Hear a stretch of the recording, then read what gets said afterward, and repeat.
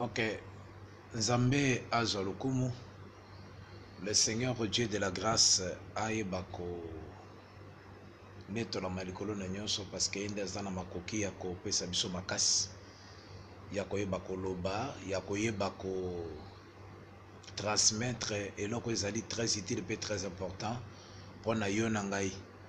Alors on avait déjà lancé l'enseignement sur la vie de Jida et on a remonté le temps pour que nous puissions comprendre en profondeur eloko nini oyo ezali la vie de Jida, et afin que nous puissions aller à la source pour épouser ce qui était caché dans les Écritures.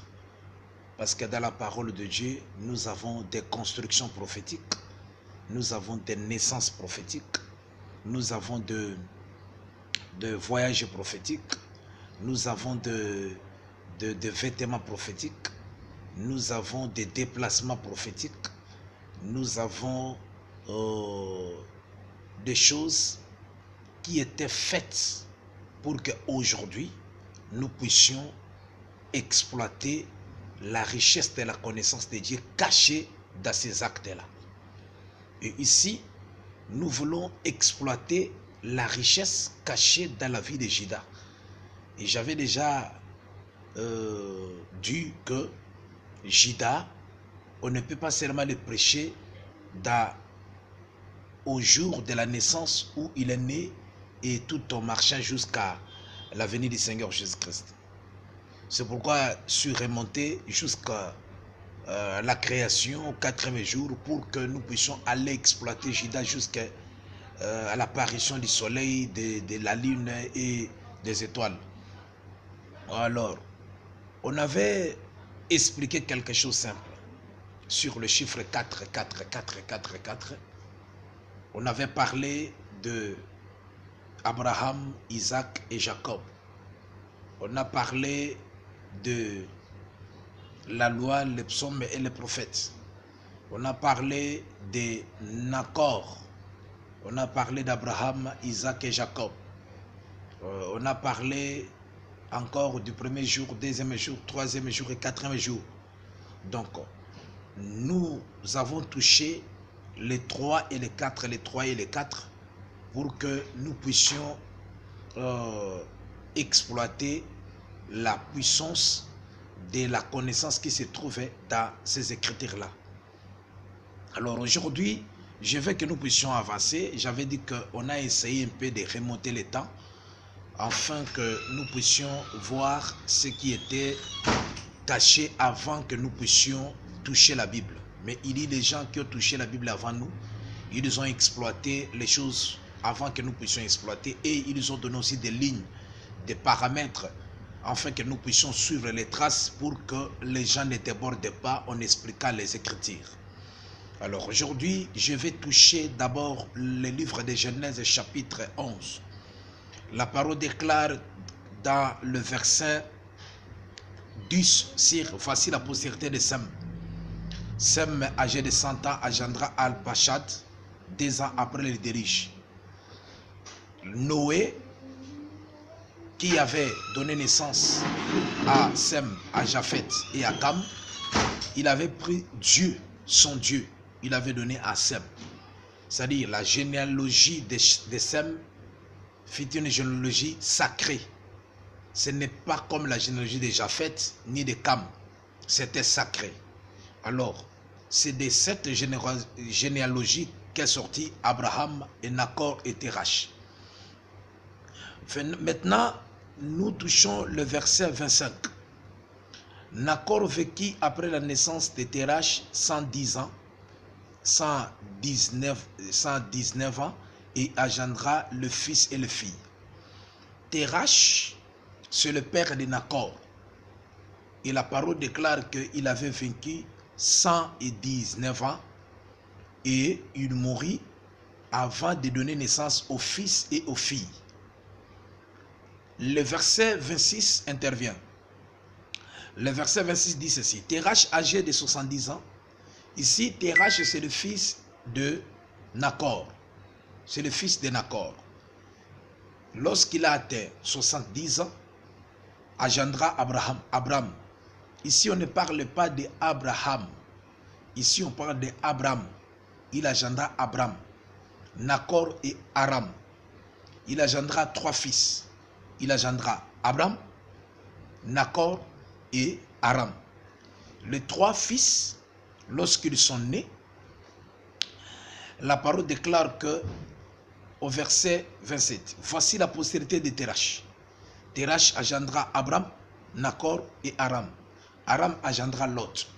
On n'a pas donné la généalogie d'Abraham. On n'a pas donné la généalogie de Nacor. On a donné directement la généalogie de Terach. Et ici, vous allez comprendre pourquoi on a donné la généalogie d'Aram. Aram, le troisième fils de Nacor. Aram mourit en présence de Terach, son père, au pays de sa naissance, à Ur, à Chaldée. Le troisième fils de Nacor était mort. Cet fils-là qui était mort, son nom c'est Aram. Aram, avant de mourir, il a fait un service. Il a donné naissance aux filles et aux fils. Il a donné un fils. Ce fils-là, c'est le nom de Lot. Lot, en réalité, il devait appeler Abraham oncle. C'est-à-dire Abraham était l'oncle de Lot. Mais Lot avait aussi des sœurs. Les sœurs-là, qui sont-elles? Verset 29. Abraham et Nacor prirent des femmes. Abraham et Nacor prirent des femmes. Et le nom de la femme d'Abraham était Sarai. Donc ici, nous allons parler de Sarai et nous allons aussi parler de Sarah. Afin que nous puissions comprendre l'état de Sarai et l'état de Sarah. Et le nom de la femme de Nacor était Milka. Le nom de femme de Nacor, le frère d'Abraham, était Milka, fille d'Aram. C'est-à-dire son frère qui avait donné naissance à une fille, Milka. Maintenant, Nacor vient prendre cette fille-là en mariage. Vous savez que cette mariage-là existait depuis longtemps. Et ce qu'on appelle aujourd'hui le Kintuidi. Mais Dieu était Dieu des temps. Parce qu'à ce moment, nous devons revenir encore avec cette mariage ici. Et ce qui est étonnant, c'est que les autres personnes appellent ça l'inceste. Lorsque Dieu n'appelle pas quelque chose inceste, tu ne peux pas appeler ça inceste.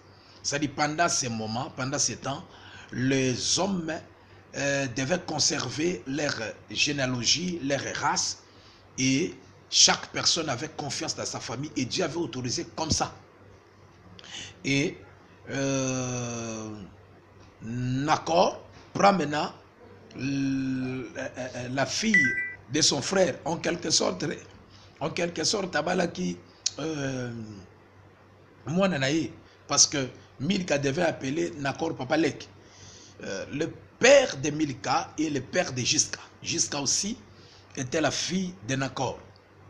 Alors, maintenant, je vais un peu parler quelque chose ici, pour que nous puissions atteindre les 4 femmes que j'avais parlé. J'avais parlé de Sarah, j'avais parlé de Rebecca, j'avais parlé de Léa et j'ai parlé aussi de Rachel. Les 4 femmes sont sorties dans la même famille. Et pourquoi seulement 4? Et qu'est-ce que le chiffre 4 qui représente Juda cachait quelque chose là-bas? Nous allons exploiter. Soyez tranquilles et suivez. Vous allez remarquer ceci. Nacor, qui avait 70 ans, et il engendra. D'abord, le chiffre 70, c'est un chiffre prophétique. Il y a les 70 ans de la captivité. Et après les 70 ans de la captivité, nous verrons qu'il y a la libération. Donc, le chiffre 70 signifie aussi l'esclavagisme. le temps de la servitude. Et après 70, ce n'est plus la servitude, c'est la liberté. Il y a encore les 70 qui représentent l'ancienneté, c'est-à-dire l'ancienneté. Nous avons les 70 anciens d'Israël. En Israël, il y a 70 anciens. Et les 70 anciens, ils représentaient la muraille physique humaine dont personne ne pouvait franchir. C'est-à-dire, pour que tu puisses franchir l'Israël et détruire sa doctrine, il devait d'abord détruire les 70 anciens qui avaient la connaissance des 12 tribus, la connaissance de la loi de Moïse, la connaissance comment des sacerdoces, la connaissance comment on doit introniser les rois. Ils avaient tout ce que Moïse leur avait enseigné. Alors, le 70 représente aussi l'ancienneté, c'est-à-dire nous voyons les anciens. C'est le perfectionnement même de l'ancienneté. Et c'est comme ça que l'Israël vivait. Nous avons encore le 70 dans les 10 chandeliers, nous avons les 70 lampes. C'est-à-dire le chiffre 70 représente aussi la lumière. Et cette lumière est totale, est parfaite. Parce que dans les 10 chandeliers que Salomon avait établis dans les lieux saints, dans le temple de Jérusalem, construit par Salomon, à travers Hiram et Rabbi, il a mis 5 chandeliers à gauche, 5 chandeliers à droite, et les 5 à gauche et les 5 à droite, il y a 35 lampes, la totalité c'était 70. C'est-à-dire, dans l'enseignement, quelqu'un qui a la connaissance de la révélation des Écritures, où Dieu lui a donné cette facilité-là de comprendre les Écritures, il peut facilement exploiter les chiffres 60 dans plusieurs dimensions. Il ne peut pas la focaliser seulement ou dans l'esclavagisme, ou dans la lumière, ou dans l'ancienneté. Je vais encore ajouter autre chose. Il y a encore le 70 palmiers. Le 70 palmiers dont Israël a trouvé dans le désert. Là encore, il y a l'enseignement. C'est-à-dire, j'ai donné des paramètres. J'ai ouvert des couches et des portes pour que si l'un des serviteurs ou l'un des prophètes, l'apôtre, docteur, évangéliste, pasteur, touche une portion de cette écriture-là, que tu ne puisses pas dire qu'est-ce qu'il a dit au juste. Donc tu dois tout simplement comprendre.